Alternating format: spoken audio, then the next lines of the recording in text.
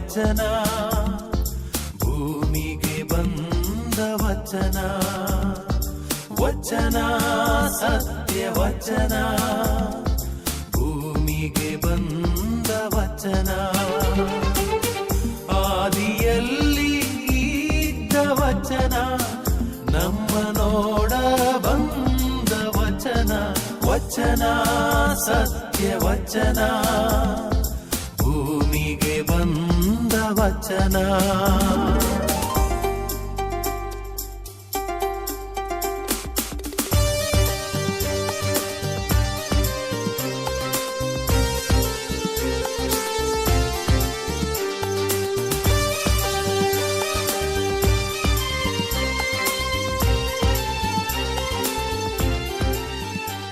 ಪ್ರಿಯರೇ, ವಚನಾಮೃತ ಕಾರ್ಯಕ್ರಮಕ್ಕೆ ನಿಮ್ಮೆಲ್ಲರನ್ನು ಸ್ವಾಗತಿಸುತ್ತೇನೆ. ದೇವರ ವಾಕ್ಯವನ್ನು ಆಲಿಸುತ್ತಾ ಈ ದಿನದ ಧ್ಯಾನವನ್ನು ನಾವೀಗ ಆರಂಭ ಮಾಡೋಣ. ಜ್ಞಾನೋಕ್ತಿ ಪುಸ್ತಕಗಳು ಅಧ್ಯಾಯ 29 ವಾಕ್ಯ 1. ಎಷ್ಟು ಗದರಿಸಿದರೂ ತಗ್ಗದ ಹಠಮಾರಿ ಫಕ್ಕನೆ ಬೀಳುವನು, ಮತ್ತೆ ಏಳನು. ಪ್ರಿಯರೇ, ಹಠ ಎಂಬುದು ನಮ್ಮ ಜೀವನದಲ್ಲಿ ಒಂದು ತುಂಬ ಕೆಟ್ಟ ವಿಷಯ, ಸಂಗತಿ. ಹಠ ಕೆಲವು ಬಾರಿ ನಮ್ಮ ಜೀವನದಲ್ಲಿ ಅದು ಒಳ್ಳೆಯದಕ್ಕೆ ಉಪಕಾರಿಯಾಗ್ತದೆ, ಕೆಲವು ಬಾರಿ ನಮ್ಮನ್ನು ಅದು ಕೆಳಕ್ಕೆ ಬೀಳಿಸ್ತದೆ. ಕೆಲವೊಂದು ವಿಚಾರಗಳಲ್ಲಿ ಹಠ ಅದು ಉಪಯೋಗಕ್ಕೆ ಬರುತ್ತದೆ ಎಂಬುದನ್ನು ನಾವು ನಿದರ್ಶನಗಳ ಮುಖಾಂತರ, ಉದಾಹರಣೆಗಳ ಮುಖಾಂತರ ನಾವು ಕಂಡುಕೊಳ್ಳಬಹುದು. ಕೆಲವರು ಪ್ರಯತ್ನ ಮಾಡ್ತಾರೆ ಬೇರೆ ಬೇರೆ ಕ್ಷೇತ್ರಗಳಲ್ಲಿ. ಹೀಗೆ ಪ್ರಯತ್ನ ಮಾಡುವಾಗ ಅಲ್ಲಿ ಸೋಲಾಗುವುದು ಸಹಜ. ಅಂಥ ಸಂದರ್ಭದಲ್ಲಿ ಹಠ ಇದ್ದರೆ ಅದನ್ನು ಸಾಧಿಸಲಿಕ್ಕೆ ಸಾಧ್ಯ. ಒಂದು ವೇಳೆ ಅಲ್ಲಿ ಭಯ ಇದ್ದರೆ, ನನಗಿದು ಆಗಲಿಕ್ಕಿಲ್ಲ, ಸಾಧ್ಯ ಇಲ್ಲ ಎಂಬ ಒಂದು ಅನಿಸಿಕೆ ಮನಸ್ಸಿನಲ್ಲಿ ಬಂದರೆ, ಅಂಥ ಸಂದರ್ಭದಲ್ಲಿ ಮನುಷ್ಯನು ಆ ಪ್ರಯತ್ನವನ್ನು ಬಿಟ್ಟು ಬಿಡುತ್ತಾನೆ, ಮತ್ತೆ ಅದು ಮುಂದಕ್ಕೆ ಹೋಗಲ್ಲ. ಆದರೆ ಹಠ ಇದ್ದಂಥ ಮನುಷ್ಯರು ಏನು ಮಾಡ್ತಾರಂತ ಹೇಳಿದರೆ, ಒಂದು ಸಲ ಆಯಿತು ಸೋಲಾಯಿತು, 2 ಸಲ ಆಯಿತು, 3 ಸಲ ಆಯಿತು. ಆದರೆ ಹಠ ಇದ್ದಂಥ ಮನುಷ್ಯರು ಅವರು ಕೊನೆ ತನಕ ಪ್ರಯತ್ನ ಪಡ್ತಾನೆ ಇರ್ತಾರೆ. ಆಗ ಒಂದಲ್ಲ ಇನ್ನೊಂದು ಸಮಯದಲ್ಲಿ ಅವರು ಯಶಸ್ವಿ ಆಗ್ತಾರೆ, ಮತ್ತು ಕೀರ್ತಿವಂತರು ಕೂಡ ಆಗ್ತಾರೆ. ಅದಕ್ಕೆ ಉದಾಹರಣೆ ಅಂತ ಹೇಳಿದರೆ, ಈ ವಿದ್ಯುತ್ ಬಲ್ಬುಗಳನ್ನು ಕಂಡುಹಿಡಿದಂತಹ ವ್ಯಕ್ತಿ ಥಾಮಸ್ ಆಲ್ವಾ ಎಡಿಸನ್. ಒಂದು ವೇಳೆ ಈ ಪ್ರಯತ್ನದಲ್ಲಿ ಅಂತ ಹೇಳಿದ್ರೆ 1 ಸಲ 2 ಸಲ ಅಲ್ಲ, ಸಾವಿರಾರು ಸಲ ಆತನು ಪ್ರಯತ್ನ ಮಾಡಿದ್ದಾನೆ. ಕೆಲವರಿಗೆ ಮತ್ತೆ ಅದು ಇನ್ನು ಸಾಕು ಎಂಬ ಭಾವನೆ ಬರ್ತದೆ. ಇತರರು ನೋಡಿದವರು ಹೇಳ್ತಾರೆ, ಈತನಿಗೆ ಹುಚ್ಚು, ಸುಮ್ಮನೆ ಹಣ ಮತ್ತು ಸಮಯ ಹಾಳಾಗ್ತದಂತ ಹೇಳಿಕೊಂಡು. ನಾನು ಮಂಗಳೂರಿನಲ್ಲಿ ಸಂತ ಅಂತೋನಿ ಆಶ್ರಮದಲ್ಲಿದ್ದಾಗ ಅಲ್ಲಿ ಓರ್ವ ಪರಿಚಯದ ವ್ಯಕ್ತಿ, ಆತನೊಂದು ಆವಿಷ್ಕಾರ ಮಾಡಿದ್ದ ಅಂತ ಹೇಳಿದರೆ, ಈ ಸೈಕಲ್ ರಿಕ್ಷಾ ತರಹ ಭಾರ ಹಿಂದೆ ಇದ್ದರೆ ಅದು ತನ್ನಷ್ಟಕ್ಕೆ ಓಡಿ ಹೋಗ್ತದೆ, ಜಾಸ್ತಿಯಾಗಿ ತುಳಿಬೇಕಾಗಿಲ್ಲ ಅಥವಾ ಶಕ್ತಿಯನ್ನು ಬಳಸಬೇಕಾಗಿಲ್ಲ ಅಂತ ಒಂದು ಆವಿಷ್ಕಾರ. ಏನೋ ಒಂದು ಮನಸ್ಸಿನಲ್ಲಿ ವಿಚಾರ ಇತ್ತು, ಕನ್ವಿಕ್ಷನ್ ಉಂಟು. ಹಲವು ಬಾರಿ ಆತ ಪ್ರಯತ್ನ ಮಾಡಿದ್ದ, ಹಲವು ಬಾರಿ, 1-2 ಸಲ ಅಲ್ಲ. ನನ್ನ ಹತ್ರ ಕೂಡ ಬಂದಾಗ ಆಗ್ಬಹುದು ಅಂತ ಹೇಳಿದೆ. ಆದರೆ ದಿನಗಳು ಮತ್ತು ವಾರಗಳು ಉರುಳಿದಂತೆ ತಿಂಗಳುಗಳು ಉರುಳ್ತಾ ಹೋಯಿತು. ಆದರೆ ಆತ ಏನನ್ನು ಮನಸ್ಸಿನಲ್ಲಿ ಯೋಚನೆ ಮಾಡಿದ್ದನೋ ಅದು ಕಾರ್ಯರೂಪಕ್ಕೆ ಬಂದಿಲ್ಲ. ಅಷ್ಟರಲ್ಲಿ ನಾನು ಹೇಳ್ಬೋದಿತ್ತು ನಿನ್ನ ಸಲಕರಣೆಗಳನ್ನು ನೀನು ಕೊಂಡು ಹೋಗು ಅಂತ ಹೇಳಿ. ಆದರೆ ಆ ಮನುಷ್ಯನ ಇನ್ನೂ ಕೂಡ ಆತನಲ್ಲಿ ಕನ್ವಿಕ್ಷನ್ ಇತ್ತು, ಏನೋ ಒಂದು ಮನಸ್ಸಿನಲ್ಲಿ ಉಂಟು ವಿಚಾರ. ಎಷ್ಟು ಜನರು ಆತನಿಗೆ ಹೇಳಿದರೂ ಕೂಡ ಆತನು ಬಿಟ್ಟು ಕೊಡುವಂಥ ವ್ಯಕ್ತಿ ಅಲ್ಲ. ಇಂಥ ವ್ಯಕ್ತಿಗಳು ಕೆಲವು ಬಾರಿ ನಮಗೆ ಹುಚ್ಚರಾಗಿ ಕಾಣ್ತಾರೆ, ಅಥವಾ ಅವರು ತಮ್ಮ ಸಮಯ ಮತ್ತು ಈ ಸಂಪನ್ಮೂಲಗಳನ್ನು ಹಾಳು ಮಾಡ್ತಾರೆ ಅಂತ ನಮಗೆ ಅನ್ನಿಸ್ತದೆ.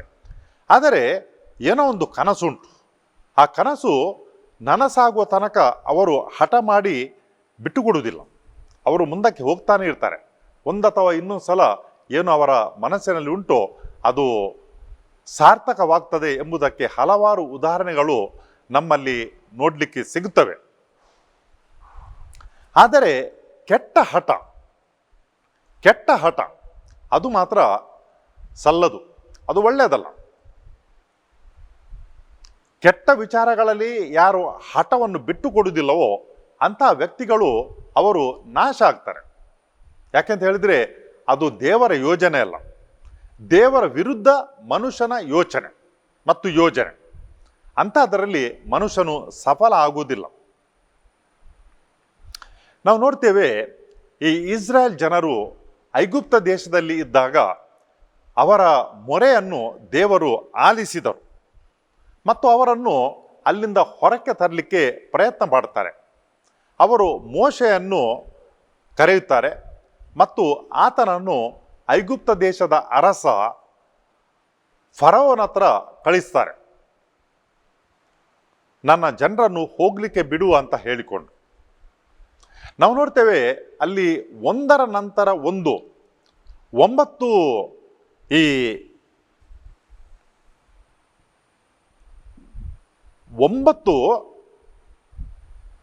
ಶಾಪಗಳು ಅಲ್ಲಿ ಬಂದವು. ಒಂದಲ್ಲ ಎರಡಲ್ಲ. ಒಂದು ಸಲ ನೀರೆಲ್ಲ ರಕ್ತವಾಯಿತು, ಮತ್ತೊಂದು ಸಲ ಎಲ್ಲ ಕಡೆಯಲ್ಲಿ ಕಪ್ಪೆಗಳು ನೋಡಲಿಕ್ಕೆ ಸಿಕ್ಕಿದವು, ಇನ್ನೊಂದು ಸಲ ನೊಣಗಳು ಎಲ್ಲ ಕಡೆಯಲ್ಲಿ ಕೂಡ. ಹೀಗೆ ಒಂದರ ನಂತರ ಇನ್ನೊಂದು ಮಿಡತೆಗಳು ಮತ್ತು ಆಲಿಕಲ್ಲುಗಳು, ಹೀಗೆ ಎಷ್ಟು 9 ಈ ಶಾಪಗಳು ಅಲ್ಲಿ ನೋಡಲಿಕ್ಕೆ ಸಿಗ್ತವೆ ನಮಗೆ. ಪ್ರತಿ ಸಲ ಇಂಥ ಒಂದು ಹಾನಿಕಾರಕ ವಿಚಾರ ನಡೆದಾಗ ಈ ಫರೋವನ ಹೃದಯ ಅದು ಮರುಗುತ್ತದೆ. ಅಂತ ಹೇಳಿದರೆ ತಾನು ಇಸ್ರಾಯೇಲ್ ಜನರನ್ನು ಹೊರಕ್ಕೆ ಹೋಗಲಿಕ್ಕೆ ಬಿಡಲಿಕ್ಕೆ ಆತನ ಹೃದಯ ಅದು ಮರುಗುತ್ತದೆ. ಆದರೆ ಯಾವಾಗ ಜನರು ಹೋಗಲಿಕ್ಕೆ ತಯಾರಾಗ್ತಾರೋ ಆತನು ಪುನಃ ತನ್ನ ಹೃದಯವನ್ನು ಕಲ್ಲು ಮಾಡ್ತಾರೆ, ಮತ್ತೆ ಹೇಳ್ತಾನೆ ಈಗಲ್ಲ ಅಂತ ಹೇಳಿಕೊಂಡು. 1 ಅಥವಾ 2, 3 ಸಲ ಅಲ್ಲ, 9 ಸಲ. ಅದು ಅಂತ ಹೇಳಿದರೆ 9 ದಿನಗಳಲ್ಲಿ ಅಲ್ಲ. ನಾವು ಯೋಚನೆ ಮಾಡ್ಬೋದು, ಈ 9 ಏನು ಕೆಟ್ಟ ವಿಚಾರಗಳು ಅಲ್ಲಿ ನಡೆದವು, ಸುಮಾರು ಸಮಯ ಅದಕ್ಕೆ ತಾಗಿರ್ಬೋದು ಅಥವಾ ತೆಗೆದುಕೊಂಡಿರ್ಬೋದು. ಅಷ್ಟು ಸಮಯ ಆ ಮನುಷ್ಯನು ಫರೋವ ಅರಸ, ಆತನಿಗೆ ಅಧಿಕಾರ ಇತ್ತು. ಆದರೆ ಆತನು ಏನು ಮಾಡ್ತಾನೆ ಅಂತ ಹೇಳಿದರೆ ತನ್ನ ಹೃದಯವನ್ನು ಕಲ್ಲು ಮಾಡ್ತಾನೆ. ಈ ಗುಲಾಮತನದಲ್ಲಿದ್ದಂಥ ಜನರನ್ನು ಸ್ವತಂತ್ರವಾಗಿ ಹೋಗಲಿಕ್ಕೆ ಬಿಡಲ್ಲ. ಹೀಗೆ ಏನಾಗ್ತದಂತ ಹೇಳಿದರೆ ಆತನ ಆ ಒಂದು ಮೊಂಡು ಹಠದಿಂದ ಜನರು ಸಂಕಷ್ಟಕ್ಕೆ ಒಳಗಾಗ್ತಾರೆ. ಆತನಿಗೆ ತೊಂದರೆ ಇಲ್ಲ ಅಂತ ಹೇಳಿದರೆ ಎಲ್ಲರಿಗೆ ಆಗುವಾಗ ತೊಂದರೆ ಆತನಿಗೆ ಕೂಡ ಆಗ್ತದೆ. ಆದರೆ ಆತನಿಗೆ ಸೇವೆ ಮಾಡಲಿಕ್ಕೆ ಜನರಿದ್ದಾರೆ, ಸೇವಕರಿದ್ದಾರೆ. ಸಾಮಾನ್ಯ ಜನರಿಗೆ ಅವರಿಗೆ ಸೇವಕರಿಲ್ಲ, ಅವರು ತಮ್ಮ ಕಷ್ಟಗಳನ್ನು ತಾವೇ ಎದುರಿಸಬೇಕು ಅಂತ ಒಂದು ಪರಿಸ್ಥಿತಿ. ಹೀಗಿರುವಾಗ ಆತನ ಮೊಂಡು ಹಠ ಅನೇಕ ಜನರು ಯಾಕೆ ಆ ರಾಜ್ಯದಲ್ಲಿದ್ದಂಥ ದೇಶದಲ್ಲಿದ್ದಂಥ ಎಲ್ಲ ಜನರಿಗೆ ಸಮಸ್ಯೆ.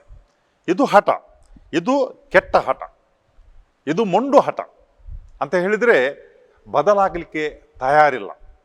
ಇಂತಹ ವ್ಯಕ್ತಿಗಳು ಎಲ್ಲಿರ್ತಾರೋ ಅಲ್ಲಿ ಅಭಿವೃದ್ಧಿ ಆಗಲಿಕ್ಕೆ ಕಷ್ಟ, ಶಾಂತಿ ಸಮಾಧಾನ ಇರಲಿಕ್ಕೆ ಕಷ್ಟ.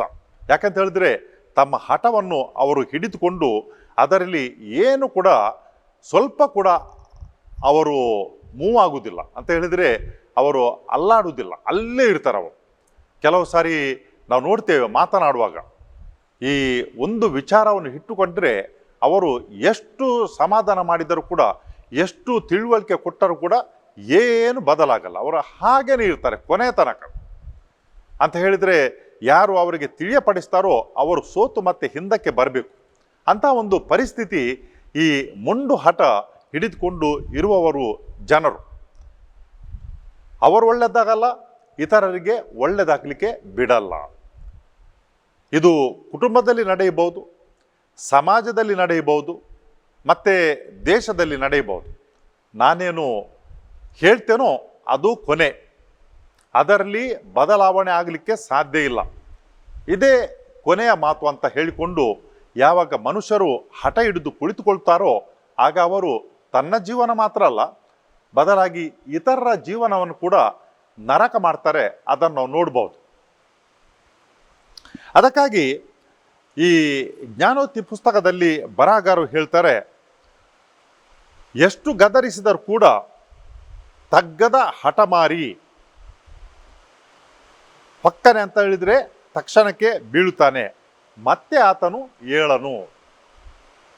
ಮತ್ತೆ ಆತನು ಬಿದ್ದದರಿಂದ ಮತ್ತೆ ಏಳಿ ಬರಲಿಕ್ಕೆ ಸಾಧ್ಯ ಇಲ್ಲ.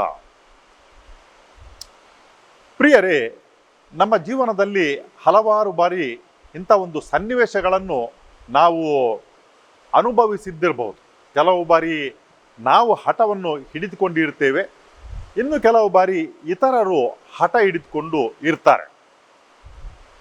ಎಲ್ಲಿಯಾದರೂ ಸ್ವಲ್ಪ ಕಾಂಪ್ರಮೈಸ್ ಅಂತ ಹೇಳಿದರೆ, ಒಂದು ಸ್ವಲ್ಪ ನಾನು ಮುಂದೆ ಬರ್ತೇನೆ, ಅಥವಾ ಆ ಕಡೆಯಿಂದ ಇನ್ನೊಬ್ಬ ವ್ಯಕ್ತಿ ಸ್ವಲ್ಪ ಮುಂದಕ್ಕೆ ಬಂದರೆ ಎಲ್ಲಿಯಾದರೊಂದು ಅಲ್ಲಿ ಜೋಡಣೆ ಆಗಲಿಕ್ಕೆ, ಒಬ್ಬರಿನ್ನೊಬ್ಬರನ್ನು ಸಂಧಿಸಲಿಕ್ಕೆ ಸಾಧ್ಯ. ನಾನು ನನ್ನ ಜಾಗದಿಂದ ಮುಂದಕ್ಕೆ ಹೋಗುವುದೇ ಇಲ್ಲ, ಅಥವಾ ಇನ್ನೊಂದು ಜಾಗದಿಂದ ಇನ್ನೊಬ್ಬರು ಮುಂದಕ್ಕೆ ಬರುವುದಿಲ್ಲ ಅಂತ ಹೇಳಿದರೆ ಮತ್ತೆ ಕಷ್ಟ ಆಗ್ತದೆ. ಅಲ್ಲಿ ಸಂಧಾನ ಎಂಬುದು ಇರುವುದಿಲ್ಲ. ಒಂದು ಕುಟುಂಬದಲ್ಲಿ ಆಸ್ತಿ ಬಗ್ಗೆ ಕಲಹ ಇತ್ತು.